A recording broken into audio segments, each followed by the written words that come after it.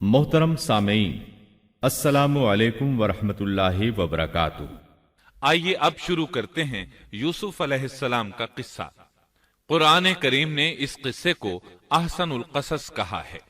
इसके बारे में अल्लाह ताला ने पूरी एक सूरत यानी सूरह यूसुफ नाजिल फरमाई। इस किस्से में दो अजीम नबियों का तस्किरा है, सैयदना याकूब बिन इसहाक अलैहिस्सलाम और यूसुफ बिन याकूब अलैहिस्सलाम का। अपने भाइयों की वजह से यूसुफ अलैहिस्सलाम किन हालात का शिकार हुए, आप इसका तफसील से जिक्र सुनेंगे। सूरह यूसुफ मक्की है और यूसुफ अलैहिस्सलाम का किस्सा अगरचे इब्तिलाओ आजमाइश की दास्तान है, लेकिन इसमें और भी बहुत से फवायद हैं। सुनने वाला इससे लुत्फानंदोज होता है, अपने अंदर रहम और उन्स के जज्बात महसूस करता है। इस किस्से में उन हालात की तरफ भी इशारा है जो अंबिया के साथ पेश आते हैं।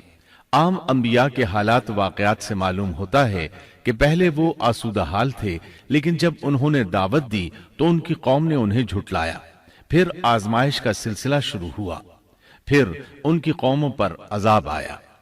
इस किस्से में मामला इसके बिल्कुल बरअक्स है। इसमें शुरू में इब्तिला आजमाइश का दौर है, फिर आसानी और फरावानी की दास्तान है। ऐसा क्यों हुआ? उलमा के इस बारे में मुख्तलिफ अक़वाल हैं। अता रहमतुल्लाह अलैह फरमाते हैं, गमज़दा परेशान हाल अगर यूसुफ अलैहिस्सलाम के किस्से को सुनता है तो उसके दिल को सुकून मिलता है, वो मुतमईन हो जाता है, इसलिए कि इसमें तंगी के बाद आसानी है, मुश्किलात के बाद अल्लाह की नेमतों का नुज़ूल इससे जाहिर है। सूरह यूसुफ सूरह हूद के बाद नाजिल हुई। सूरह हूद में अंबियाए किराम के तस्करे के बाद कौम हूद और कौम सालेह की तबाही का जिक्र आता है। फिर उन अक़वाम का तस्करा है जो तबाह व बर्बाद हुई। फिर सूरह यूसुफ आमुल हुज़्न में नाजिल हुई। ये वो साल था जिसमें नबी सल्लल्लाहु अलैहि वसल्लम के चचा अबू तालिब फौत हुए। अबू तालिब हर तरह आपका साथ देते रहे थे, यहां तक कि रसूल अकरम सल्लल्लाहु अलैहि वसल्लम फरमाते हैं, कुरैश ने मुझसे सही मानों में दुश्मनी का आगाज अबू तालिब की वफात के बाद किया। एक कौल के मुताबिक अबू तालिब की वफात के सिर्फ 3 दिन बाद आपकी प्यारी और महबूब बीवी, जन्नत की औरतों की सरदार, दुनिया जहान की अफजल तरीन औरतों में से एक सैयदा खदीजतुल कुबरा रजी अल्लाहु अन्हा इस दुनिया से रुखसत हो गईं। इन्ना लिल्लाहि व इन्ना इलैहि राजिऊन। यहां तक कि इब्ने अब्बास रजी अल्लाहु अन्हुमा फरमाते हैं, रसूलुल्लाह सल्लल्लाहु अलैहि वसल्लम ने 4 खत खींचे, फिर सहाबाए किराम को मुखातिब करके फरमाया, जानते हो ये खत मैंने क्यों खींचे हैं? उन्होंने कहा, हम नहीं जानते। तो आप सल्लल्लाहु अलैहि वसल्लम ने फरमाया, जन्नत की अफजल तरीन औरतें 4 हैं, एक मरियम बिनते इमरान, दूसरी खदीजा बिनते खुवैलद, तीसरी फातिमा बिनते मोहम्मद और चौथी फिरौन की बीवी आसिया बिनते मुजाहिम रज़ी अल्लाहु अन्हुन्ना अजमाइन। सैयदा खदीजा रजी अल्लाहु अन्हा और अबू तालिब की वफात का आप सल्लल्लाहु अलैहि वसल्लम को बहुत शदीद सदमा हुआ। तब आपकी तसल्ली के लिए अल्लाह ताला ने सूरह यूसुफ नाजिल फरमाई और आपको यकीन दिलाया कि तंगी के बाद फराखी होती है।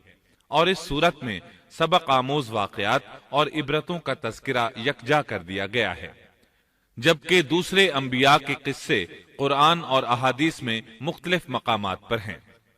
ये किस्सा कुरान करीम में एक जगह क्यों जिक्र किया गया, इसमें क्या हिकमत थी और बाकी किस्से मुख्तलिफ मकामात पर क्यों बिखरे हुए हैं, इस बारे में अल्लामा कुर्तुबी रहमतुल्लाह अलैह फरमाते हैं, अल्लाह ताला ने अंबिया अलैहिमुस्सलाम के किस्से तकरार के साथ जिक्र किए हैं। एक ही बात को बलागत व बयान के उसूल के तहत मुख्तलिफ पैराए में जिक्र किया है। जैसा कि इब्राहीम अलैहिस्सलाम का किस्सा है, जब अल्लाह के बरगुज़ीदा फरिश्ते उनके पास आए तो उनके आने पर इब्राहीम अलैहिस्सलाम ने जो मेहमान नवाजी की उसको मुख्तलिफ अंदाज में बयान किया गया है। एक जगह फरमाया, वो बगैर किसी ताखीर के भुना हुआ बछड़ा ले आए। दूसरी आयत में फरमाया, पस इब्राहीम फरबा बछड़े का गोश्त ले आए। इन दोनों जुमलों को जमा करने से मालूम हुआ भुना हुआ मोटा ताजा बछड़ा पेश किया गया। مختلف جگہوں پر ان کا تذکرہ اس لیے کیا گیا کہ لوگ اس سے عبرت پکڑیں۔ علامہ قرطبی رحمت اللہ علیہ فرماتے ہیں، یوسف علیہ السلام کے قصے کو ایک جگہ اور باقی انبیاء کے قصوں کو علیحدہ بیان کرنے کی ایک حکمت یہ بھی ہے کہ مخالف پر حجت قائم ہو جائے کہ وہ نہ مکرر کلام لا سکتے ہیں اور نہ ہی قصہ یوسف علیہ السلام کی طرح اکٹھا کلام لا سکتے ہیں۔ مطلب یہ کہ بلاغت کی ہر قسم میں دشمن پر حجت قائم ہو سکے۔ اللہ تعالیٰ کلام کو مکرر اور غیر مکرر لا کر قرآن کا اعجاز بیان کرنا چاہتے ہیں کہ اللہ چاہیں تو ایک قصے کو ایک ہی جگہ بیان کر دیں، چاہیں تو مختلف جگہوں پر بیان کر دیں۔ کوئی یہ نہ کہہ سکے کہ دیکھو قرآن میں یہ قصہ علیحدہ علیحدہ بیان ہوا ہے، میں اس کو ایک جگہ بیان کر سکتا ہوں، یا اس کے برعکس یہ نہ کہہ سکے کہ قرآن میں تو یہ قصہ ایک ہی جگہ بیان ہوا ہے، میں اس کو الگ الگ کر کے بیان کر سکتا ہوں۔ اب ہم اس قصے کا آغاز کرتے ہیں اور اسی طرح کرتے ہیں جس طرح اس کا آغاز اللہ رب العزت نے کیا ہے۔ شروع اللہ کے نام سے جو بڑا مہربان نہایت رحم والا ہے۔ الف لام را، یہ روشن کتاب کی آیتیں ہیں۔ یقیناً ہم نے اس کتاب کو عربی قرآن بنا کر نازل فرمایا ہے تاکہ تم سمجھ سکو۔ ہم آپ کے سامنے بہترین بیان پیش کرتے ہیں اس قرآن سے جو ہم نے آپ کی جانب وحی کے ذریعے نازل کیا ہے، اور یقیناً آپ اس سے پہلے بے خبروں میں سے تھے۔ قصہ در اصل ایک خبر کے بعد دوسری خبر اور اطلاع در اطلاع کو کہتے ہیں، اس لیے ارشاد باری تعالی ہے، ہم آپ پر بہترین قصے بیان کرتے ہیں۔ اور یقیناً آپ اس سے پہلے بے خبروں میں سے تھے۔ غفلت سے مراد یہاں اللہ کے ذکر سے غفلت نہیں، بلکہ اس کا مطلب یہ ہے کہ نزول قرآن سے پہلے آپ ان قصص سے واقف نہیں تھے۔ اللہ تعالیٰ سورہ یوسف آیت 4 اور 5 میں فرماتے ہیں، جب یوسف نے اپنے باپ سے ذکر کیا کہ ابا جی، میں نے 11 ستاروں اور سورج چاند کو خواب میں دیکھا ہے کہ وہ سب مجھے سجدہ کر رہے ہیں، یعقوب نے کہا، پیارے بچے، اپنے اس خواب کا ذکر اپنے بھائیوں سے نہ کرنا، ایسا نہ ہو کہ وہ تیرے ساتھ کوئی فریب کاری کرے، شیطان تو انسان کا کھلا دشمن ہے۔ رؤیا سے مراد وہ خواب ہے جس کو انسان نیند کی حالت میں دیکھے، اور رؤیت سے مراد وہ حقیقت ہے جس کو انسان حالت بیداری میں اپنی آنکھوں سے دیکھے۔ تو یوسف علیہ السلام نے خواب میں دیکھا کہ 11 ستارے اور سورج اور چاند انہیں سجدہ کر رہے ہیں۔ یعقوب علیہ السلام خواب کی حقیقت کو جان گئے، اگرچہ آپ خوابوں کی تعبیر نہیں بتاتے تھے، لیکن انہیں علم ہو گیا کہ اس میں یوسف علیہ السلام کی تکریم ہے، اور انہیں یہ بھی علم تھا کہ یوسف علیہ السلام کے بھائی ان سے حسد کرتے ہیں۔ اسی لیے انہوں نے یوسف علیہ السلام سے کہا کہ اپنے بھائیوں کو یہ خواب نہ سنانا۔ یوسف علیہ السلام کے 11 بھائی تھے، بنیامین ان کے سگے بھائی تھے، باقی 6 ایک ماں سے اور 4 2 لونڈیوں سے تھے۔ حقیقی بھائی ان سے حسد نہیں کرتا تھا، وہ عمر میں ان سے چھوٹا تھا، باقی سب ان سے حسد کرتے تھے، اور اس حسد کی وجہ یہ تھی کہ یعقوب علیہ السلام ان سے والہانہ محبت کرتے تھے۔ اسی طرح بنیامین سے بھی انہیں بہت لگاؤ تھا، مطلب یہ کہ ان دونوں سے انہیں زیادہ محبت تھی، اور محبت میں کمی بیشی کوئی بری چیز نہیں، البتہ نبی کریم صلی اللہ علیہ وسلم نے فرمایا، ان میں عدل سے ضرور کام لیں۔ غرض یعقوب علیہ السلام کو ان دونوں سے زیادہ محبت تھی، ان کا دل ان کی طرف زیادہ مائل تھا، یہاں تک کہ لمحہ بھر بھی انہیں نظروں سے اوجھل نہیں کرتے تھے۔ یوسف علیہ السلام کے بھائی جب کھیل کے لیے نکلتے تو یعقوب علیہ السلام فرماتے، یوسف کو یہیں چھوڑ دو، گویا ہر وقت ان کا پہرا دیتے تھے۔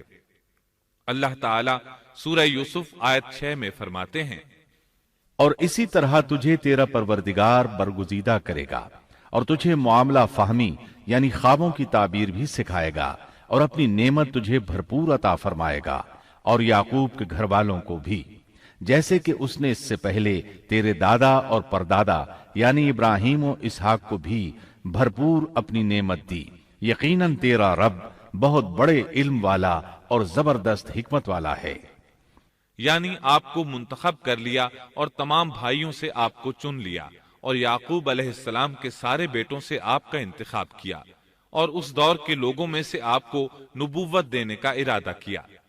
مزید یہ کہ وہ لوگوں کو خوابوں کی تعبیر بھی بتاتے تھے، اور آیت میں جس نعمت کا ذکر ہے اس سے مراد نبوت کی نعمت ہے، اور یہ قصہ اللہ تعالیٰ نے نصیحت کے لیے ذکر کیا ہے۔ اللہ تعالیٰ سورہ یوسف آیت 7 اور 8 میں فرماتے ہیں، یقیناً یوسف اور اس کے بھائیوں میں دریافت کرنے والوں کے لیے بڑی بڑی نشانیاں ہیں، جبکہ انہوں نے کہا کہ یوسف اور اس کا بھائی بنسبت ہمارے باپ کو بہت زیادہ پیارا ہے، حالانکہ ہم طاقتور جماعت ہیں، کوئی شک نہیں کہ ہمارے ابا سری غلطی میں ہیں۔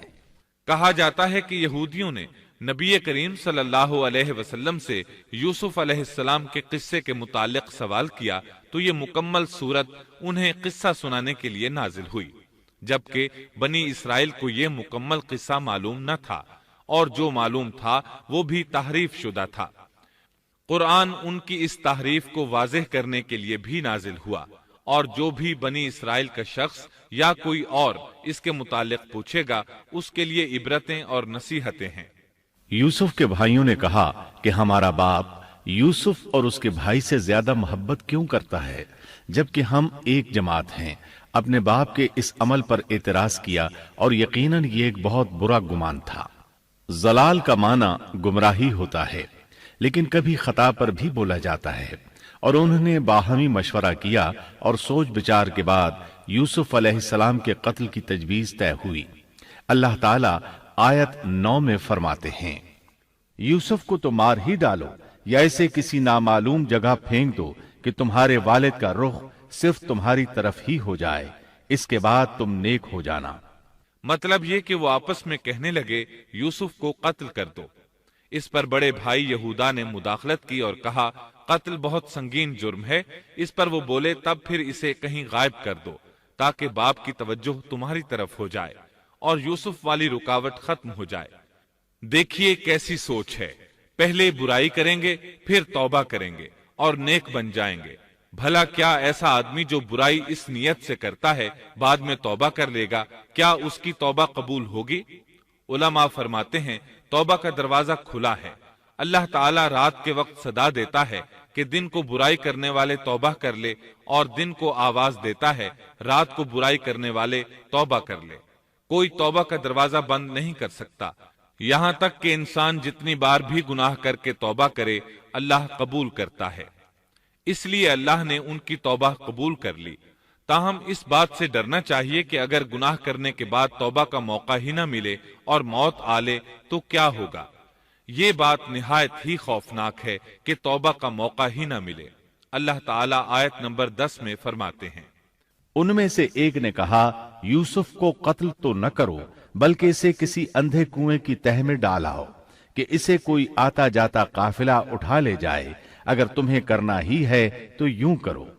یہودا نے انہیں قتل سے روکا اور کہا قواسم کے راستے میں اموقی نام کا کنواں ہے، اسے اس میں ڈال دو، کوئی گزرتا ہوا قافلہ اسے اٹھا لے جائے گا، اس سے نجات ہی پانا چاہتے ہو تو یہ کام کرو۔ سب نے اس بات سے اتفاق کیا۔ اب اپنے باپ کے پاس گئے، باپ سے انہوں نے جو کہا آیت 11 اور 12 میں آتا ہے، انہوں نے کہا ابا آخر آپ یوسف کے بارے میں ہم پر اعتبار کیوں نہیں کرتے؟ ہم تو اس کے خیر خواہ ہیں، کل آپ ضرور اسے ہمارے ساتھ بھیج دیجئے کہ خوب کھائے پیے اور کھیلے، اور اس کی حفاظت کے ہم ذمہ دار ہیں۔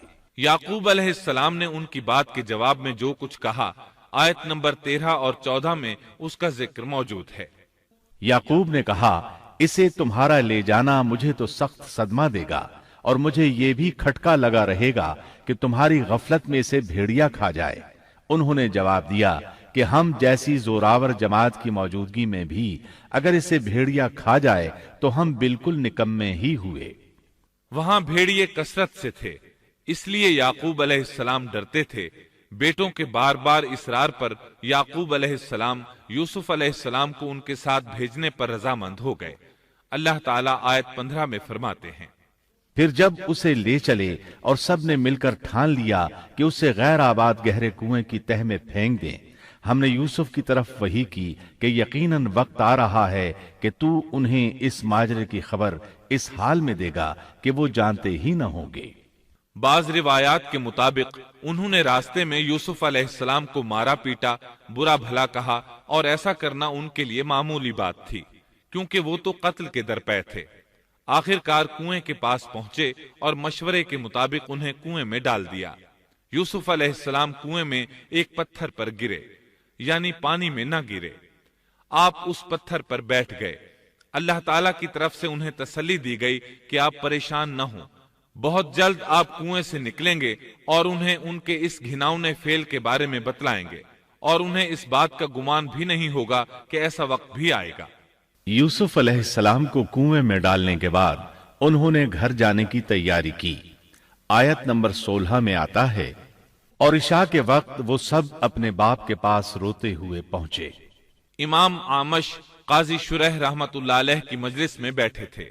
ایک عورت آئی، اس کا ایک آدمی سے جھگڑا تھا، وہ بہت شدت سے رو رہی تھی۔ عامش بولے، آپ دیکھتے نہیں یہ کس بری طرح رو رہی ہے؟ ان کا مطلب یہ تھا کہ یہ سچی ہے۔ قاضی شرح فرمانے لگے، یوسف علیہ السلام کے بھائی رات کو روتے ہوئے اپنے باپ کے پاس آئے تھے، پس فیصلہ رونے پر نہیں انصاف پر ہونا چاہیے۔ اب یوسف علیہ السلام کے بھائیوں نے باپ کو تفصیل سنائی۔ اللہ تعالیٰ اس کا ذکر آیت 17 میں فرماتے ہیں، اور کہنے لگے کہ ابا جی، ہم تو آپس میں دوڑ میں لگ گئے اور یوسف کو ہم نے سامان کے پاس چھوڑا، پس اسے بھیڑیا کھا گیا۔ آپ تو ہماری بات نہیں مانیں گے، گو ہم بالکل سچے ہی ہوں۔ سو انہوں نے یہ بات بتائی، لیکن اس سے جھوٹ صاف ظاہر ہو رہا تھا، جیسا کہ اگلی آیت میں ہے۔ اور یوسف کے کرتے کو جھوٹ موڑ کے خون سے خون آلود بھی کر لائے تھے۔ ابن عباس رضی اللہ عنہما فرماتے ہیں کہ انہوں نے بکری ذبح کی اور یوسف علیہ السلام کی قمیص پر اس کا خون مل لیا، اور خون میں لت پت قمیص یعقوب علیہ السلام کے پاس لے آئے۔ جب یعقوب علیہ السلام نے دیکھا تو فرمانے لگے، یہ بھیڑیا بھی کتنا رحم دل تھا، میرے بیٹے کو تو کھا لیا اور قمیص کو کچھ نہیں کہا، تمہاری عقل کہاں ہے؟ اس بات کا ذکر آیت 18 میں ہے۔ باپ نے کہا، یوں نہیں، بلکہ تم نے اپنے ہی دل سے ایک بات بنا لی ہے، پس صبر ہی بہتر ہے، اور تمہاری بنائی ہوئی باتوں پر اللہ ہی سے مدد کی طلب ہے۔ ادھر دوسری طرف کیا ہوا؟ آیت 19 میں اللہ فرماتے ہیں، اور ایک قافلہ آیا اور انہوں نے اپنے ایک پانی لانے والے کو بھیجا، اس نے اپنا ڈول لٹکا دیا اور کہنے لگا، واہ واہ، خوشی کی بات ہے، یہ تو ایک لڑکا ہے۔ انہوں نے اسے مال تجارت قرار دے کر چھپا دیا، اور اللہ اس سے باخبر تھا جو وہ کر رہے تھے۔ تفصیل اس کی یہ ہے کہ ایک قافلہ اس کنویں کے پاس سے گزرا جس میں یوسف علیہ السلام موجود تھے۔ انہوں نے پانی کی تلاش میں ایک خادم کو بھیجا، وہ کنویں تک پہنچا، اس نے کنویں میں ڈول لٹکایا، یوسف علیہ السلام اس ڈول میں بیٹھ گئے۔ خادم نے ڈول نکالا تو اس میں ایک خوبصورت بچے کو دیکھا، مارے خوشی کے وہ پکار اٹھا، یہاں ایک لڑکا ہے۔ اس زمانے میں غلاموں اور لونڈیوں کی تجارت ہوتی تھی، انہیں خوف محسوس ہوا کہ کہیں یہ لڑکا ان سے چھن نہ جائے۔ اس خوف کے پیش نظر انہوں نے یوسف علیہ السلام کو چھپا لیا۔ انہوں نے یہ بھی سوچا کہ شاید یہ بھاگا ہوا غلام ہے، اگر اس کا مالک آ گیا تو وہ اسے لے جائے گا۔ یہ قافلہ مدائن سے مصر جا رہا تھا۔ جب یہ مصر پہنچے تو انہوں نے یوسف علیہ السلام کو معمولی قیمت میں فروخت کر دیا۔ معمولی قیمت میں فروخت کرنے کی جلدی بھی انہوں نے اسی خیال کے تحت کی کہ کہیں اس کا مالک نہ آ جائے۔ ابن عباس رضی اللہ عنہما فرماتے ہیں کہ انہوں نے یوسف علیہ السلام کو صرف 20 درہم میں بیچ دیا، اور یہ نہایت معمولی قیمت تھی۔ آیت نمبر 21 میں ہے، مصر والوں میں سے جس نے اسے خریدا تھا، اس نے اپنی بیوی سے کہا کہ اسے بہت عزت و احترام کے ساتھ رکھو، بہت ممکن ہے کہ یہ ہمیں فائدہ پہنچائے یا اسے ہم اپنا بیٹا ہی بنا لیں۔ یہ شخص مصر کا وزیر خزانہ تھا، بے اولاد تھا۔ اس نے سوچا شاید یہ لڑکا بڑا ہو کر اچھا انسان بنے، لہٰذا کیوں نہ ہم اسے بیٹا بنا لیں۔ اس طرح یوسف علیہ السلام وزیر خزانہ کے گھر پلے بڑھے۔ وزیر خزانہ عزیز مصر کہلاتا تھا۔ عزیز نے آپ کو بیٹوں کی طرح رکھا۔ آپ کچھ بڑے ہوئے تو شاہی محل کی دیکھ بھال آپ کے ذمے لگا دی گئی، شاہی محل کے تمام اختیارات آپ کے سپرد کر دیے گئے۔ اللہ تعالیٰ آیت 21 اور 22 میں فرماتے ہیں، یوں ہم نے مصر کی سرزمین میں یوسف کا قدم جما دیا کہ ہم اسے خواب کی تعبیر کا کچھ علم سکھا دیں۔ اللہ اپنے ارادے پر غالب ہے، لیکن اکثر لوگ بے علم ہوتے ہیں۔ اور جب یوسف پختگی کی عمر کو پہنچ گئے تو ہم نے اسے قوت فیصلہ اور علم دیا۔ ہم نیک کاروں کو اسی طرح بدلہ دیتے ہیں۔ یوسف علیہ السلام بہت پاکیزہ اور توحید والے ماحول میں پروان چڑھے۔ گھر کا سارا انتظام انہی کے ہاتھ میں تھا۔ آپ بہت بصیرت اور سوجھ بوجھ سے گھر کا نظام چلا رہے تھے۔ ابھی عزیز مصر کی بیوی نے آپ کو گمراہ کرنے کی کوشش نہیں کی تھی کہ حلم، علم اور بصیرت کی صفات آپ میں موجود تھیں۔ مفسرین لکھتے ہیں جب یوسف علیہ السلام کی عمر 17-18 سال کی ہوئی تو جوانی کے ساتھ ان کے حسن میں مزید اضافہ ہوا۔ حسن یوسف واقعی بے مثال تھا۔ نبی اکرم صلی اللہ علیہ وسلم فرماتے ہیں، معراج کی رات میری ملاقات یوسف علیہ السلام سے ہوئی۔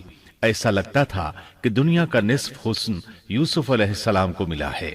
مفسرین اس کی وضاحت کرتے ہیں کہ حسن کو اللہ تعالیٰ نے 2 حصوں میں تقسیم کیا ہے۔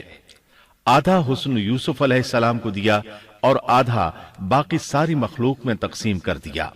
اللہ اکبر، یہ ہے حسن یوسف۔ اور جب یوسف کے حسن کی کیفیت یہ ہے تو پھر اس کے خالق کے کیا کہنے۔ جب عزیز مصر کی بیوی نے ان کا حسن دیکھا تو بے اختیار ہو گئی۔ اس کے اندر ہیجان پیدا ہوا۔ اس نے یوسف علیہ السلام سے بدکاری کا ارادہ کر لیا۔ ان کے ساتھ لطف و عنایت کا سلسلہ شروع کر دیا اور پھسلانے کے جتنے طریقے ہو سکتے تھے وہ اختیار کیے۔ ناز و نخرے کے ساتھ اس سے پیش آنے لگی۔ اللہ آیت 23 میں فرماتے ہیں، اس عورت نے جس کے گھر میں یوسف تھے یوسف کو بہلانا پھسلانا شروع کیا کہ وہ اپنے نفس کی نگرانی چھوڑ دے اور دروازے بند کر کے کہنے لگی، لو آ جاؤ۔ یوسف نے کہا، اللہ کی پناہ، وہ میرا رب ہے، مجھے اس نے بہت اچھی طرح رکھا ہے، بے انصافی کرنے والوں کا بھلا نہیں ہوتا ہے۔ مطلب یہ کہ آخر نوبت یہاں تک پہنچ گئی کہ ایک دن اس نے سارے دروازے بند کر لیے اور کہنے لگی، آئیے یوسف، میں نے یہ زیب و زینت آپ کے لیے کی ہے۔ یوسف علیہ السلام فرمانے لگے، اللہ کی پناہ، یہ ناممکن ہے، میں ایسا نہیں کر سکتا۔ کیا میں اپنے مالک کی گھر والی سے بدکاری کروں جس نے مجھے اپنے بیٹوں کی طرح ناز و نعمت میں رکھا؟ یہ بہت بڑا ظلم ہے اور ظالم لوگ فلاح نہیں پا سکتے۔ آپ نے فوراً انکار کر دیا، اس لیے کہ آپ صاحب علم تھے، صاحب حلم تھے، بادشاہ کے مقام اور مرتبے کو جاننے کے ساتھ برائی کے نقصانات سے بھی باخبر تھے، خود صاحب فضل تھے اور اہل فضل کے مقام و مرتبے سے بھی واقف تھے۔ قرآن کریم کی آیات آپ کی طہارت اور پاکیزگی بیان کر رہی ہیں۔ آیت 24 میں ہے، اس عورت نے یوسف کا قصد کیا اور یوسف اس کا قصد کرتے اگر وہ اپنے پروردگار کی دلیل نہ دیکھتے۔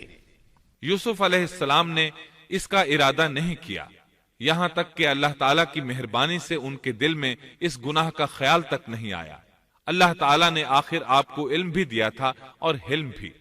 آپ بادشاہ کے مرتبے سے واقف تھے، نیک تھے، جانتے تھے زانی کبھی فلاح نہیں پا سکتا، بلکہ آپ نے تو فوراً کہہ دیا، اللہ کی پناہ، میں ایسا ہرگز نہیں کر سکتا۔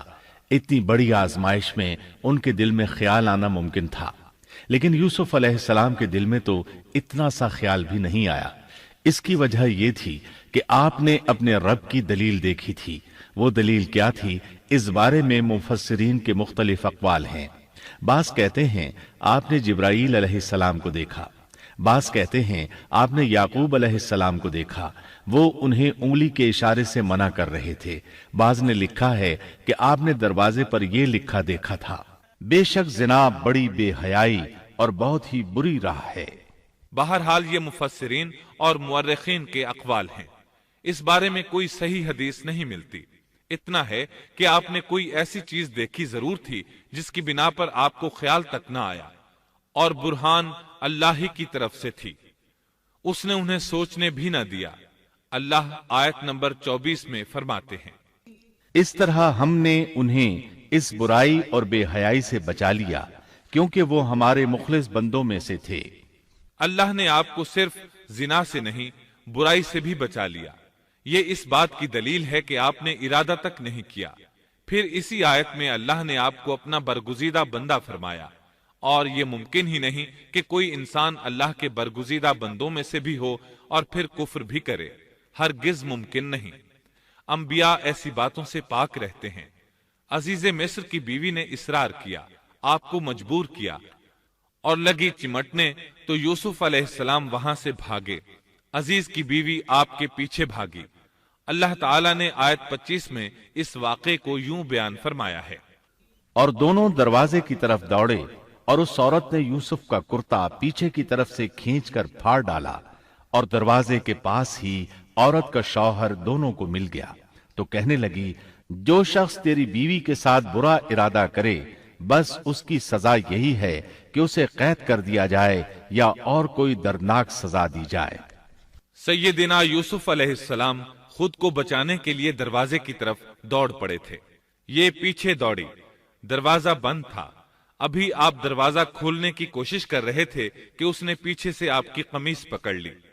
جھٹکا جو لگا تو قمیص پیچھے سے پھٹ گئی۔ اسی دوران دروازہ کھل گیا اور عزیز مصر اندر داخل ہوا۔ اس نے یہ منظر اپنی آنکھوں سے دیکھا کہ اس کی بیوی زیب و زینت کے ساتھ بند سنور کر یوسف علیہ السلام کے بالکل پیچھے کھڑی ہے۔ اسی وقت اس نے خود کو الزام سے بچانے کے لیے کہہ دیا، جو تیری بیوی کے ساتھ برائی کا ارادہ رکھتا ہے اس کا کیا بدلہ ہے؟ پھر خود ہی کہنے لگی، اسے قید خانے میں بند کر دینا چاہیے۔ ایسا اس نے اس لیے کہا کہیں وہ یوسف علیہ السلام کو قتل نہ کر دے۔ ادھر یوسف علیہ السلام نے بھی فوراً اپنا دفاع کیا اور کہا، میں مجرم نہیں، بلکہ یہ ساری کارستانی اس کی اپنی ہے۔ آیت 26 اور 27 میں ہے۔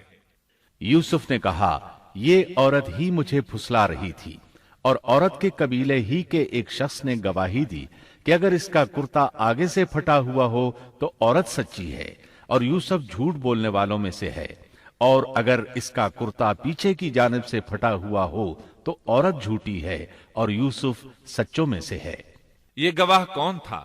اس بارے میں دو قسم کی روایات ہیں۔ پہلی روایت یہ ہے کہ وہ دودھ پیتا بچہ تھا۔ اس نے کہا کہ اس عورت نے بہکایا ہے اور یہ اللہ کا معجزہ تھا۔ دوسری روایت یہ ہے کہ عزیز مصر کے ساتھ اس کا چچا زاد تھا۔ اس نے کہا، قمیص دیکھو کہاں سے پھٹی ہے، پیچھے سے پھٹی ہے تو یوسف سچے، اور آگے سے پھٹی ہے تو پھر وہ سچی ہے، یوسف جھوٹے ہیں۔ آیت نمبر 28 میں آتا ہے، سو جب خاوند نے دیکھا کہ یوسف کا کرتا پیٹھ کی جانب سے پھٹا ہوا ہے تو صاف کہہ دیا کہ یہ تو عورتوں کی چال بازی ہے، بے شک تمہاری چال بازی بہت بڑی ہے۔ سید قطب کہتے ہیں، عزیز مصر ان لوگوں میں سے تھا جن کے نزدیک شرف کی کوئی قیمت نہیں تھی۔ اگر اس میں غیرت ہوتی تو اس کا خون کھولتا، وہ عورت پر برہم ہوتا، لیکن اس نے غصے کے بغیر کہا۔ آیت 29 میں ہے، یوسف اب اس بات کو جانے دو، اور اے عورت تو اپنے گناہ سے توبہ کر، بے شک تو گناہ گاروں میں سے ہے۔ اس کے علاوہ اس نے کوئی اور بات نہ کی، یہاں تک کہ یوسف علیہ السلام کو گھر ہی میں رہنے دیا، جدا بھی نہ کیا۔ لیکن پھر یہ خبر شہر میں آگ کی طرح پھیل گئی، عورتیں طرح طرح کی باتیں کرنے لگیں، لوگ عزیز مصر کی بیوی کو تانے دینے لگے۔ آیت 30 میں ہے، اور شہر کی عورتوں میں چرچا ہونے لگا کہ عزیز مصر کی بیوی اپنے جوان غلام کو اپنا مطلب نکالنے کے لیے بہلانے پھسلانے میں لگی رہتی ہے، اس کے دل میں یوسف کی محبت بیٹھ گئی ہے، ہمارے خیال میں تو وہ سری گمراہی میں ہے۔ یہ چرچا ہونے لگا کہ عزیز مصر کی بیوی ایک غلام کے ساتھ برائی پر تل گئی۔ اگر کسی آزاد کے ساتھ ایسا کرتی تو معاملہ اور تھا، غلام سے محبت کر بیٹھی، یہ تو اس نے بے وقوفی کی انتہا کر دی۔ اس طرح اسے خوب برا بھلا کہا گیا۔ یہ خبر عزیز مصر کی بیوی تک بھی پہنچ گئی۔ آیت 31 میں ہے، اس نے جب ان عورتوں کی پرفریب مکارانہ باتیں سنی تو انہیں بلوا بھیجا اور ان کے لیے ایک مجلس مرتب کی، اور ان میں سے ہر ایک کو چھری دی اور کہا، اے یوسف ان کے سامنے چلے آؤ۔ ان عورتوں نے جب اسے دیکھا تو بہت بڑا جانا اور اپنے ہاتھ کاٹ لیے، اور زبان سے نکل گیا کہ اللہ کی پناہ، یہ انسان تو ہرگز نہیں، یہ تو یقیناً کوئی بہت ہی بزرگ فرشتہ ہے۔ وضاحت اس کی یہ ہے کہ اس عورت نے اپنے گھر میں ایک دعوت کا انتظام کیا، تمام عورتوں کو اس دعوت میں بلایا۔ دعوت کا انتظام اس طرح کیا کہ سب کے لیے ایک تکیہ لگایا، پھل سامنے رکھے اور ہر ایک کو ایک ایک چھری تھما دی۔ ساتھ ہی یوسف علیہ السلام سے کہا کہ مجلس میں آ جائیں۔ جب یوسف علیہ السلام آئے تو وہ انہیں دیکھ کر مبہوت رہ گئیں۔ ان کے حسن سے اس قدر متاثر ہوئیں کہ اپنا ہوش نہ رہا اور پھلوں کے بجائے اپنے ہاتھ کاٹ ڈالے، لیکن اس کا انہیں احساس تک نہ ہوا۔ سبحان اللہ، کیا حسن تھا جس کی وجہ سے انہوں نے اپنے ہاتھ کاٹ لیے اور خبر تک نہ ہوئی۔ کہنے لگیں یہ تو کوئی فرشتہ معلوم ہوتا ہے، انسان اتنا خوبصورت کیسے ہو سکتا ہے۔ آیت 32 میں ہے، اس وقت عزیز مصر کی بیوی نے کہا، یہ ہے وہ جس کے بارے میں تم مجھے تانا دے رہی تھی۔ میں نے ہر چند اس سے اپنا مطلب حاصل کرنا چاہا، لیکن یہ بال بال بچا رہا، اور جو کچھ میں اس سے کہہ رہی ہوں اگر یہ نہ کرے گا تو یقیناً یہ قید کر دیا جائے گا، اور بے شک یہ بہت ہی بے عزت ہوگا۔ یہ آیت اس بات کی واضح دلیل ہے کہ یوسف علیہ السلام نے برائی کا ارادہ نہیں کیا تھا۔ پھر بات یہیں پر ختم نہیں ہو گئی، بلکہ تمام عورتیں یوسف علیہ السلام پر ٹوٹ پڑیں۔ ان میں سے ہر ایک کی خواہش تھی کہ یوسف علیہ السلام اس سے محبت کریں اور بے حیائی کا ارتکاب کریں۔ اپنی عزت اور شرف کو انہوں نے خاک میں ملا دیا۔ یوسف علیہ السلام کے حسن پر فریفتہ ہو گئیں۔ اس کیفیت کو دیکھ کر یوسف علیہ السلام نے اپنے رب سے دعا کی۔ آیت 33 اور 34 میں آتا ہے، یوسف نے دعا کی کہ اے میرے پروردگار، جس بات کی طرف یہ عورتیں مجھے بلا رہی ہیں اس سے تو مجھے جیل خانہ بہت پسند ہے۔ اگر تو نے ان کا مکر و فریب مجھ سے دور نہ کیا تو میں تو ان کی طرف مائل ہو جاؤں گا اور بالکل نادانوں میں جا ملوں گا۔ اس سے ظاہر ہوا سب عورتیں یوسف علیہ السلام کو اپنی طرف متوجہ کر رہی تھیں۔ انہوں نے ہر طریقہ اختیار کیا، لیکن یوسف علیہ السلام نے کسی ایک کی طرف توجہ نہ دی۔ اللہ نے انہیں بچا لیا اور عورتوں کی چال کو ناکام بنا دیا۔ اس واقعے کی خبر بھی لوگوں میں پھیل گئی۔ عزیز مصر کی بیوی کو پتہ چل گیا کہ یہ خبریں پورے شہر میں پھیل گئی ہیں اور لوگ اسے ہی قصوروار ٹھہرا رہے ہیں۔ تب وہ اپنے خاوند کے پاس گئی، اس سے کہا، اب کیا کیا جائے؟ سب لوگ مجھے ہی الزام دے رہے ہیں، معاملہ بہت پھیل گیا ہے، اس بات کو دبانے کے لیے کچھ کرنا چاہیے۔ عزیز مصر نے کہا، پھر کیا کیا جائے؟ آخر آپس میں مشورہ ہوا، دونوں اس پر متفق ہو گئے۔ ابن عباس رضی اللہ عنہما فرماتے ہیں، انہوں نے یوسف علیہ السلام کو ایک گدھے پر سوار کیا اور ایک ڈھول والا ساتھ کر دیا اور یہ منادی کرائی کہ اس عبرانی غلام نے اپنی مالکہ کے ساتھ برائی کی کوشش کی ہے، لہٰذا اسے اس جرم کی پاداش میں جیل میں ڈالا جاتا ہے۔ گویا انہوں نے اپنے پر سے الزام ختم کرنے کا یہ منصوبہ سوچا۔ اس بارے میں اللہ آیت 35 میں فرماتے ہیں، پھر ان تمام نشانوں کے دیکھ لینے کے بعد بھی انہیں یہی مصلحت معلوم ہوئی کہ یوسف کو کچھ مدت کے لیے قید خانے میں رکھیں۔ انہوں نے یہ اس لیے کہا تاکہ یوسف علیہ السلام پر تہمت لگائی جا سکے۔ اس طرح یوسف علیہ السلام قید خانے میں آ گئے۔ ان کے ساتھ 2 نوجوان اور قید خانے میں بھیجے گئے تھے۔ کچھ دن ساتھ رہنے کے بعد وہ جان گئے کہ یوسف علیہ السلام نیک سیرت انسان ہیں، عبادت گزار نوجوان ہیں۔ ایک رات دونوں نوجوانوں نے خواب دیکھے۔ صبح ہوئی تو دونوں یوسف علیہ السلام کے پاس گئے اور اپنا اپنا خواب سنایا۔ قرآن کریم آیت 36 میں اس کو یوں بیان کرتا ہے، اس کے ساتھ ہی 2 اور جوان بھی جیل خانے میں داخل ہوئے۔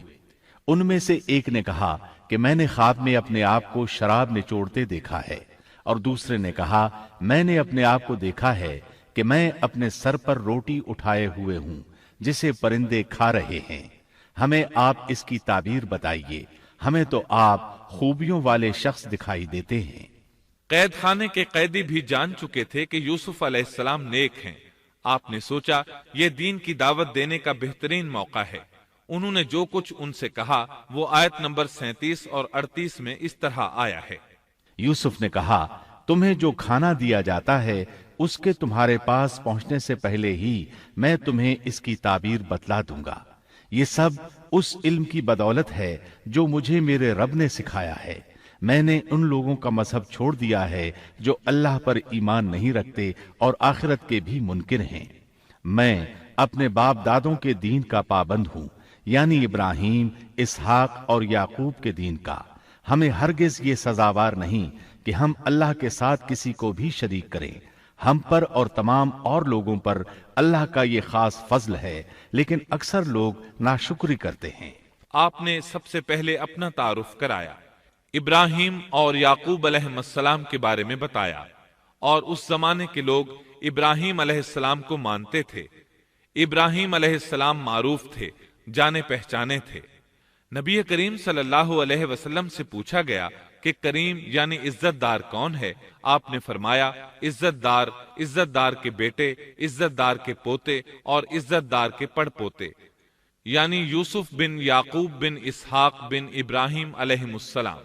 مطلب یہ کہ 4 پشتوں تک نبوت کی فضیلت یوسف علیہ السلام کے سوا کسی کے حصے میں نہیں آئی۔ یہ عزت اور بزرگی کی انتہا ہے۔ آپ نے اپنے دین کا تعارف کرانے کے بعد ان سے جو کچھ کہا وہ آیت 39 اور 40 میں آتا ہے۔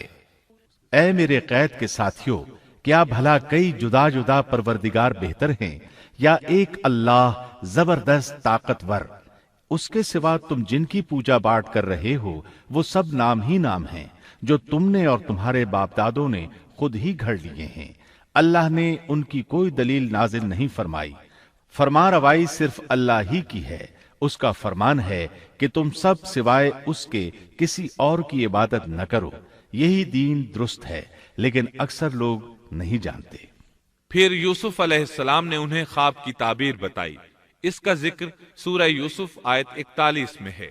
اے میرے قید خانے کے رفیقو، تم دونوں میں سے ایک تو اپنے بادشاہ کو شراب پلانے پر مقرر ہو جائے گا، لیکن دوسرا سولی دیا جائے گا، اور پرندے اس کا سر نوچ نوچ کھائیں گے۔ تم دونوں جس کے بارے میں تحقیق کر رہے تھے اس کام کا فیصلہ کر دیا گیا۔ تعبیر سن کر وہ قیدی کہنے لگے، ہم نے اس طرح خواب نہیں دیکھا۔ جس کے قتل کی تعبیر بتائی گئی تھی وہ تو خاص طور پر کہنے لگا، میں نے یہ خواب نہیں دیکھا۔ اس پر یوسف علیہ السلام نے فرمایا، یہ اللہ کا فیصلہ ہے، تبدیل نہیں ہو سکتا۔ پھر آپ نے دوسرے قیدی سے فرمایا، اور جس کی نسبت یوسف کا گمان تھا کہ ان دونوں میں سے یہ چھوٹ جائے گا، اس سے کہا کہ اپنے بادشاہ سے میرا ذکر بھی کر دینا۔ پھر اسے شیطان نے اپنے بادشاہ سے ذکر کرنا بھلا دیا، اور یوسف نے کئی سال قید خانے ہی میں کاٹے۔ پھر اسی طرح ہوا، ایک کو پھانسی پر چڑھا دیا گیا، دوسرا بادشاہ کو شراب پلانے پر مقرر ہوا، لیکن وہ یوسف علیہ السلام کا ذکر کرنا بھول گیا۔ اللہ تعالیٰ آیت 42 میں فرماتے ہیں، شیطان نے اسے بھلا دیا۔ اس آیت کی تفسیر بعض مفسرین نے یہ کی ہے کہ شیطان نے یوسف علیہ السلام کو اپنے رب یعنی اللہ تعالیٰ کی یاد سے غافل کر دیا، اور انہوں نے ایک بندے سے چاہا کہ وہ اپنے رب یعنی شاہ مصر سے ان کا تذکرہ کر کے ان کی رہائی کی کوشش کرے۔ اس لیے اللہ تعالیٰ نے ان کو یہ سزا دی کہ وہ کئی سال تک جیل میں پڑے رہے۔ یہ تفسیر بالکل غلط ہے۔ درست یہ ہے کہ فَأَنْسَاهُ کی ضمیر اس شخص کی طرف لوٹتی ہے جس کے متعلق یوسف علیہ السلام کا گمان تھا کہ وہ رہائی پانے والا ہے، اور اس آیت کے معنی یہ ہیں کہ شیطان نے اس شخص کو اپنے آقا سے یوسف علیہ السلام کا ذکر کرنا بھلا دیا، جیسا کہ علامہ ابن کثیر اور دیگر مفسرین نے اسی طرح کہا ہے۔ انس رضی اللہ عنہ سے مروی یہ روایت کہ اللہ تعالیٰ نے یوسف علیہ السلام کی طرف وحی کی کہ اے یوسف، تجھے تیرے بھائیوں سے کس نے نجات دی؟ فرمایا، اے اللہ، آپ نے۔ اللہ نے پھر پوچھا، یوسف، تجھے کنویں سے کس نے نکالا؟ انہوں نے جواب دیا، اللہ، آپ نے۔ اللہ تعالیٰ نے پھر پوچھا، یوسف، تجھے عورتوں سے کس نے بچایا؟ کہا، اللہ، آپ نے۔ اب اللہ نے فرمایا، پھر اب اللہ کے سوا کسی اور سے نجات کیوں طلب کرتے ہو؟ یہ روایت عقل اور نقل دونوں کے خلاف ہے، کیونکہ تکالیف و مصائب سے خلاصی کے لیے دنیاوی اسباب اختیار کرنا جائز ہے، جیسا کہ سورۃ المائدہ میں اللہ تعالیٰ فرماتے ہیں کہ نیکی اور تقوی کے کاموں میں ایک دوسرے کا تعاون کرو، اور یوسف علیہ السلام کا رہائی پانے والے شخص سے اپنی رہائی کے متعلق بادشاہ سے بات کرنے کو کہنا اس آیت کے عین مطابق ہے، اور ایسا کرنا توکل علی اللہ کے خلاف نہیں۔ لہذا مذکورہ بیان کردہ روایت جس طرح سند کے اعتبار سے کمزور ہے، اسی طرح مفہوم کے اعتبار سے بھی قرآن کے خلاف ہے۔ یوسف علیہ السلام قید خانے میں پڑے ہیں، کسی کو ان کی خبر تک نہیں۔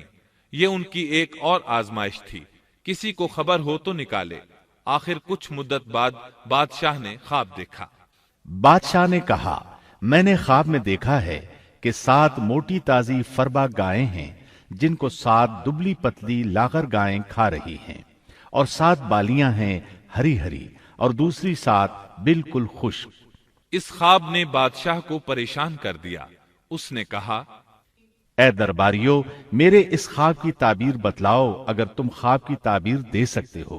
انہوں نے جواب دیا، یہ تو اڑتے اڑاتے پریشان خواب ہیں، اور ایسے شوریدہ پریشان خوابوں کی تعبیر جاننے والے ہم نہیں۔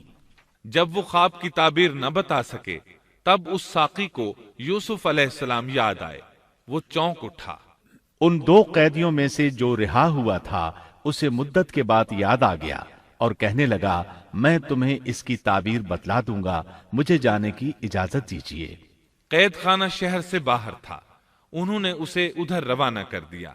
وہ جیل پہنچا، یوسف علیہ السلام سے ملا اور بولا، اے یوسف، اے بہت بڑے سچے، آپ ہمیں اس خواب کی تعبیر بتلائیے کہ 7 موٹی تازی گائیں ہیں جنہیں 7 دبلی پتلی گائیں کھا رہی ہیں، اور 7 بالکل سبز خوشے ہیں، اور 7 ہی دوسرے بالکل خشک ہیں، تاکہ میں واپس جا کر ان لوگوں سے کہوں تاکہ وہ سب جان لیں۔ تب یوسف علیہ السلام نے خواب کی تعبیر بتائی۔ یوسف نے جواب دیا کہ تم 7 سال تک پے در پے لگاتار حسب عادت غلہ بویا کرنا، اور فصل کاٹ کر اسے بالیوں سمیت ہی رہنے دینا، سوائے اپنے کھانے کی تھوڑی سی مقدار کے۔ اس کے بعد 7 سال نہایت سخت قحط کے آئیں گے، وہ اس غلے کو کھا جائیں گے جو تم نے ان کے لیے ذخیرہ رکھ چھوڑا تھا، سوائے اس تھوڑے سے غلے کے جو تم محفوظ کر کے رکھو گے۔ آپ نے صرف خواب کی تعبیر نہیں بتائی بلکہ علاج بھی بتایا۔ اس کے بعد ایک اور بات بھی بتائی۔ اس کے بعد جو سال آئے گا اس میں لوگوں پر خوب بارش برسائی جائے گی، اور وہ اس میں شیرہ انگور بھی خوب نچوڑیں گے۔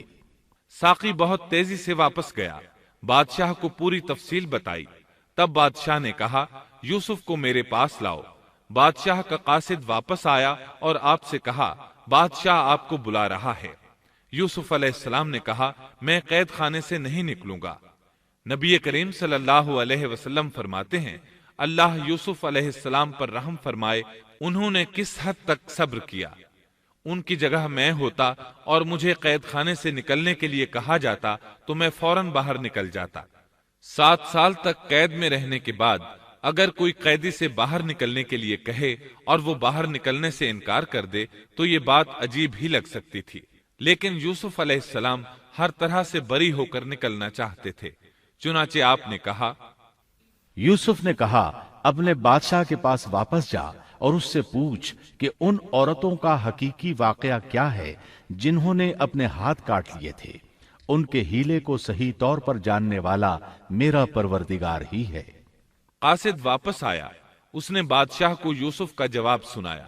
اب بادشاہ نے ان عورتوں کو جمع کیا اور کہا، بادشاہ نے پوچھا، اے عورتوں، اس وقت کا صحیح واقعہ کیا ہے جب تم داؤ فریب کر کے یوسف کو اس کی دلی منشا سے بہکانا چاہتی تھی؟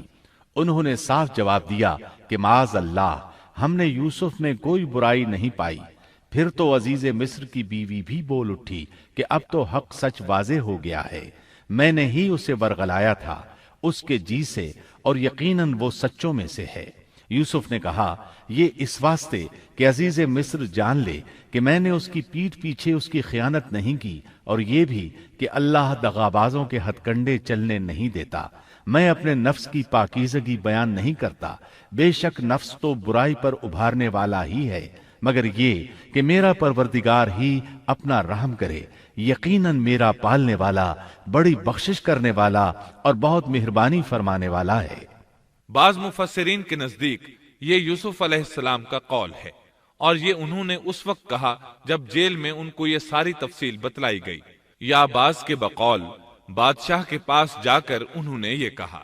بعض مفسرین کے نزدیک یہ بھی عزیز مصر کی بیوی ہی کا قول ہے، اور مطلب یہ ہے کہ یوسف کی غیر موجودگی میں بھی اسے غلط طور پر تہمت لگا کر خیانت کا ارتکاب نہیں کرتی، بلکہ امانت کے تقاضوں کو سامنے رکھتے ہوئے اپنی غلطی کا اعتراف کرتی ہوں۔ یا یہ مطلب ہے کہ میں نے یوسف کو پھسلانے کی کوشش ضرور کی، لیکن واقعہ یہ ہے کہ اپنے خاوند کی خیانت نہیں کی اور کسی بڑے گناہ میں واقع نہیں ہوئی۔ حافظ ابن کثیر نے اسی قول کو ترجیح دی ہے اور اسے سیاق و معانی کے اعتبار سے زیادہ مناسب اور موزوں قرار دیا ہے۔ آیت 54 میں اللہ تعالیٰ فرماتے ہیں، بادشاہ نے کہا اسے میرے پاس لاؤ کہ میں اسے اپنے خاص کاموں کے لیے مقرر کر لوں۔ پھر جب اس سے بات چیت کی تو کہنے لگا کہ آپ ہمارے ہاں آج سے ذی عزت اور امانت دار ہیں۔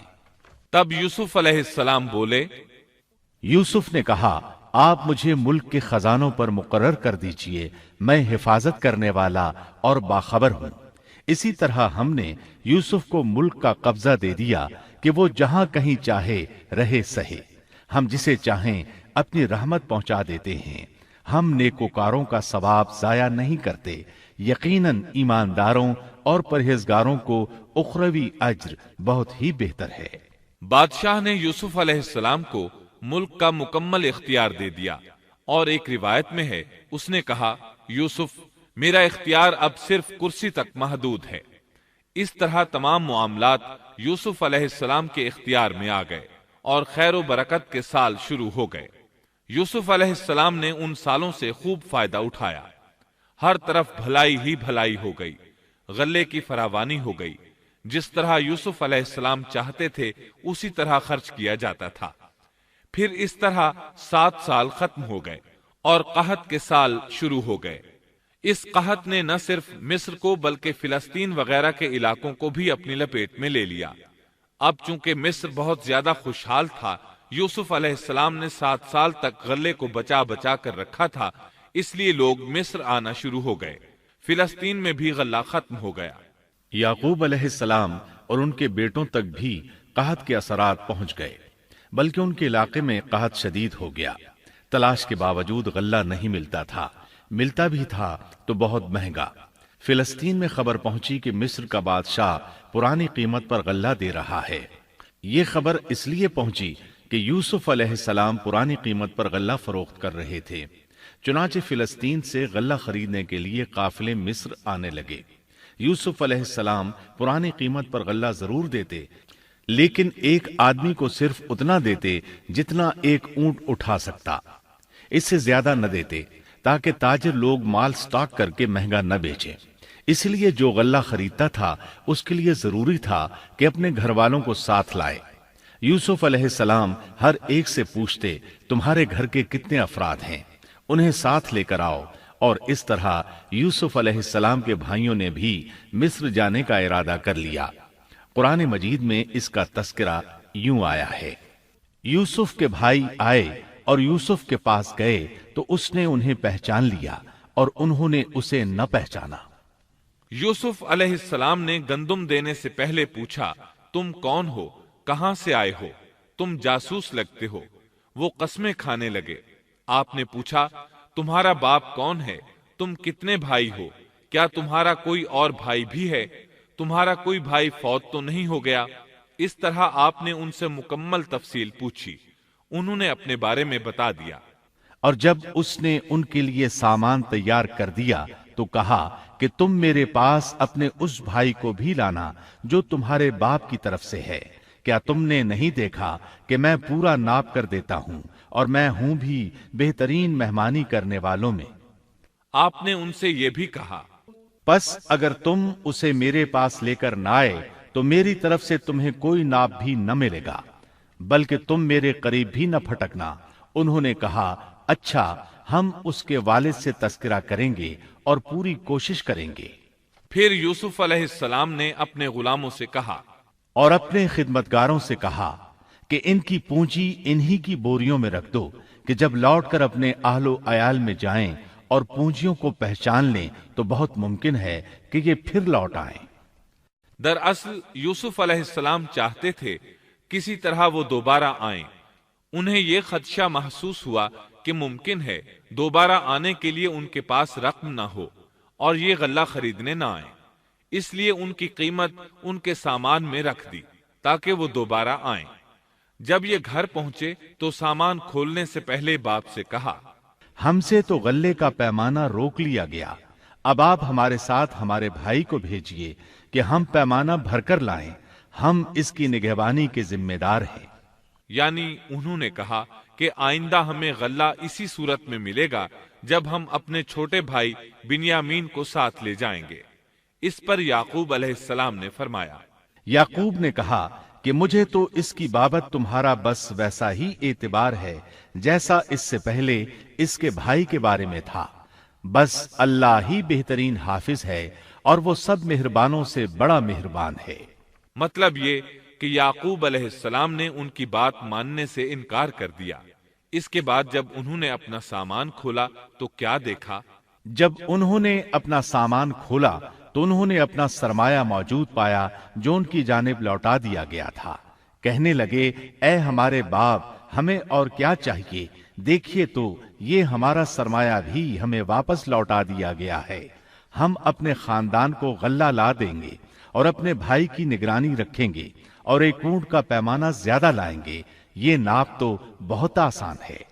جب یعقوب علیہ السلام نے یہ معاملہ دیکھا اور ان کا اصرار بڑھا تو سوچ میں پڑ گئے کہ معاملہ کچھ اور معلوم ہوتا ہے، پس انہیں اللہ تعالی کی طرف سے الہام ہوا کہ ساتھ بھیج دیجئے۔ یعقوب نے کہا، میں تو اسے ہرگز ہرگز تمہارے ساتھ نہ بھیجوں گا جب تک کہ تم اللہ کو بیچ میں رکھ کر مجھے قول و قرار نہ دو کہ تم اسے میرے پاس پہنچاؤ گے، سوائے اس ایک صورت کے کہ تم سب گرفتار کر لیے جاؤ۔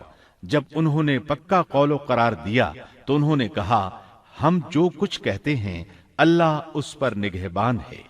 انہوں نے مزید نصیحت کی، اور یعقوب نے کہا، اے میرے بچوں، تم سب ایک دروازے سے نہ جانا بلکہ کئی جدا جدا دروازوں میں سے داخل ہونا۔ میں اللہ کی طرف سے آنے والی کسی چیز کو تم سے ٹال نہیں سکتا، حکم صرف اللہ ہی کا چلتا ہے، میرا کامل بھروسہ اسی پر ہے اور ہر ایک بھروسہ کرنے والے کو اسی پر بھروسہ کرنا چاہیے۔ مطلب یہ تھا کہ تم 11 نوجوان ہو، تمہیں دیکھ کر کوئی حسد نہ کر بیٹھے، تمہیں نظر نہ لگ جائے، اور نظر کا لگ جانا برحق ہے، اور یہ بسا اوقات انسان کو قبر میں پہنچا دیتی ہے۔ اب یہ روانہ ہوئے۔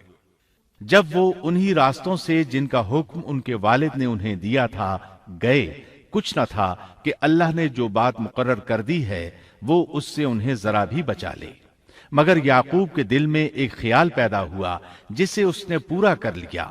بلا شبہ وہ ہمارے سکھلائے ہوئے علم کا عالم تھا، لیکن اکثر لوگ نہیں جانتے۔ مطلب یہ کہ انسان کی کوشش کے باوجود تقدیر اپنا کام دکھا جاتی ہے۔ عطا رحمت اللہ علیہ فرماتے ہیں کہ یعقوب علیہ السلام کے بارے میں یہ جو فرمایا کہ اس کے پاس ہمارا دیا ہوا علم تھا، اس کا مطلب یہ ہے کہ یعقوب علیہ السلام جو بھی بات کرتے تھے اس میں اللہ کا ذکر ہوتا اور غور و فکر کے بعد بات کرتے، پہلے اللہ کا نام لیتے، اور یہی ان کا علم تھا۔ یوسف علیہ السلام کے بھائی گئے اور دربار میں حاضر ہوئے۔ آپ نے معمول کے مطابق ان کی رہائش کا انتظام کیا، ہر دو کو ایک کمرہ دیا۔ اس طرح بنیامین اکیلے بچ گئے۔ یوسف علیہ السلام نے فرمایا، چلو اسے ادھر میرے پاس چھوڑ جاؤ۔ جب وہ چلے گئے تو یوسف علیہ السلام نے انہیں گلے سے لگا لیا۔ یہ سب جب یوسف کے پاس پہنچ گئے تو اس نے اپنے بھائی کو اپنے پاس جگہ دی اور کہا کہ میں تیرا بھائی یوسف ہوں، بس یہ جو کچھ کرتے رہے اس کا کچھ رنج نہ کر۔ مطلب یہ کہ وہ بنیامین کو بھی ستاتے رہے۔ اس کے بعد یوسف علیہ السلام نے کیا کیا، اس کا ذکر سورہ یوسف آیت 70 تا 77 میں سنیے۔ پھر جب انہیں ان کا سامان اسباب ٹھیک ٹھاک کر کے دیا تو اپنے بھائی کے سامان میں پانی پینے کا پیالہ رکھ دیا۔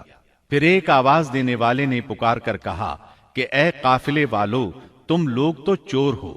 انہوں نے ان کی طرف منہ پھیر کر کہا کہ تمہاری کیا چیز کھوئی گئی ہے؟ جواب دیا کہ شاہی پیالہ گم ہے، جو اسے لے آئے اسے ایک اونٹ کے بوجھ کا غلہ ملے گا، اس وعدے کا میں ضامن ہوں۔ انہوں نے کہا اللہ کی قسم، تم کو خوب علم ہے کہ ہم ملک میں فساد پھیلانے کے لیے نہیں آئے اور نہ ہم چور ہیں۔ انہوں نے کہا اچھا چور کی کیا سزا ہے اگر تم جھوٹے ہو؟ جواب دیا کہ اس کی سزا یہی ہے کہ جس کے اسباب میں سے پایا جائے وہی اس کا بدلہ ہے، ہم تو ایسے ظالموں کو یہی سزا دیا کرتے ہیں۔ بس یوسف نے ان کے سامان کی تلاشی شروع کی اپنے بھائی کے سامان کی تلاشی سے پہلے، پھر اس پیمانے کو اپنے بھائی کے سامان سے نکالا۔ ہم نے یوسف کے لیے اسی طرح یہ تدبیر کی۔ اس بادشاہ کے قانون کی روح سے یہ اپنے بھائی کو نہیں روک سکتا تھا مگر یہ کہ اللہ کو منظور ہو۔ ہم جس کے چاہیں درجے بلند کر دیں، ہر ذی علم پر فوقیت رکھنے والا دوسرا ذی علم موجود ہے۔ انہوں نے کہا کہ اگر اس نے چوری کی تو کوئی تعجب کی بات نہیں، اس کا بھائی بھی پہلے چوری کر چکا ہے۔ یوسف نے اس بات کو اپنے دل میں رکھ لیا اور ان کے سامنے بالکل ظاہر نہ کیا، کہا کہ تم بڑے بدقماش ہو اور جو تم بیان کرتے ہو اسے اللہ ہی خوب جانتا ہے۔ اب وہ بادشاہ یعنی یوسف علیہ السلام کی منت سماجت کرنے لگے۔ انہوں نے کہا کہ اے عزیز مصر، اس کے والد بڑی عمر کے بالکل بوڑھے شخص ہیں، آپ اس کے بدلے ہم میں سے کسی کو لے لیجئے، ہم دیکھتے ہیں کہ آپ بڑے نیک نفس ہیں۔ یوسف نے کہا کہ ہم نے جس کے پاس اپنی چیز پائی ہے اس کے سوا دوسرے کی گرفتاری کرنے سے اللہ کی پناہ چاہتے ہیں، ایسا کرنے سے تو ہم یقیناً ناانصافی کرنے والے ہو جائیں گے۔ جب وہ اس سے مایوس ہو گئے تو تنہائی میں بیٹھ کر مشورہ کرنے لگے۔ ان میں جو سب سے بڑا تھا اس نے کہا تمہیں معلوم نہیں کہ تمہارے والد نے تم سے اللہ کی قسم لے کر پختہ قول قرار لیا ہے اور اس سے پہلے یوسف کے بارے میں تم کوتاہی کر چکے ہو، پس میں تو اس سرزمین سے نہ ٹلوں گا جب تک کہ والد صاحب خود مجھے اجازت نہ دیں یا اللہ میرے اس معاملے کا فیصلہ کر دے، وہی بہترین فیصلہ کرنے والا ہے۔ تم سب والد صاحب کی خدمت میں واپس جاؤ اور کہو کہ ابا جی آپ کے صاحبزادے نے چوری کی اور ہم نے وہی گواہی دی تھی جو ہم جانتے تھے، ہم کچھ غیب کی حفاظت کرنے والے نہ تھے۔ آپ اس شہر کے لوگوں سے دریافت فرما لیں جہاں ہم تھے اور اس قافلے سے بھی پوچھ لیں جس کے ساتھ ہم آئے ہیں، اور یقیناً ہم بالکل سچے ہیں۔ یعقوب نے کہا یہ تو نہیں بلکہ تم نے اپنی طرف سے بات بنا لی، پس اب صبر ہی بہتر ہے، قریب ہے کہ اللہ ان سب کو میرے پاس ہی پہنچا دے، وہی علم و حکمت والا ہے۔ پھر یعقوب علیہ السلام رونے لگے اور کہنے لگے، پھر ان سے منہ پھیر لیا اور کہا ہائے یوسف۔ ان کی آنکھیں بوجہ رنج و غم کے سفید ہو چکی تھیں اور وہ غم کو دبائے ہوئے تھے۔ بیٹوں نے کہا واللہ آپ ہمیشہ یوسف کی یاد ہی میں لگے رہیں گے یہاں تک کہ گھل جائیں یا ختم ہی ہو جائیں۔ اس پر یعقوب علیہ السلام نے کہا، انہوں نے کہا کہ میں تو اپنی پریشانیوں اور رنج کی فریاد اللہ ہی سے کر رہا ہوں، مجھے اللہ کی طرف سے وہ باتیں معلوم ہیں جو تم نہیں جانتے۔ میرے پیارے بچوں، تم جاؤ اور یوسف کی اور اس کے بھائی کی پوری طرح تلاش کرو اور اللہ کی رحمت سے نا امید نہ ہو، یقیناً رب کی رحمت سے نا امید وہی ہوتے ہیں جو کافر ہوتے ہیں۔ اب ان کے پاس غلہ خریدنے کے لیے سامان تجارت بہت کم تھا، وہ تھوڑا سا سامان لے کر پھر یوسف علیہ السلام کے پاس گئے۔ پھر جب یہ لوگ یوسف کے پاس پہنچے تو کہنے لگے کہ اے عزیز، ہم کو اور ہمارے خاندان کو دکھ پہنچا ہے، ہم حقیر پونجی لائے ہیں، پس آپ ہمیں پورے غلے کا ناب دیجئے اور ہم پر خیرات کیجئے، اللہ خیرات کرنے والوں کو بدلہ دیتا ہے۔ اب برادران یوسف ان کے سامنے رسوائی کے درجے تک پہنچ گئے، چنانچہ یوسف علیہ السلام نے انہیں زیادہ پریشان کرنا مناسب نہ سمجھا اور اپنا مکمل تعارف کروا دیا۔ یوسف نے کہا جانتے بھی ہو کہ تم نے یوسف اور اس کے بھائی کے ساتھ اپنی نادانی کی حالت میں کیا کیا؟ انہوں نے کہا واقعی تو ہی یوسف ہے۔ جواب دیا کہ ہاں میں یوسف ہوں اور یہ میرا بھائی ہے، اللہ نے ہم پر فضل و کرم کیا۔ بات یہ ہے کہ جو بھی پرہیزگاری اور صبر کرے تو اللہ کسی نیکوکار کا اجر ضائع نہیں کرتا۔ انہوں نے کہا اللہ کی قسم، اللہ نے تجھے ہم پر برتری دی ہے اور یہ بھی بالکل سچ ہے کہ ہم خطا کار تھے۔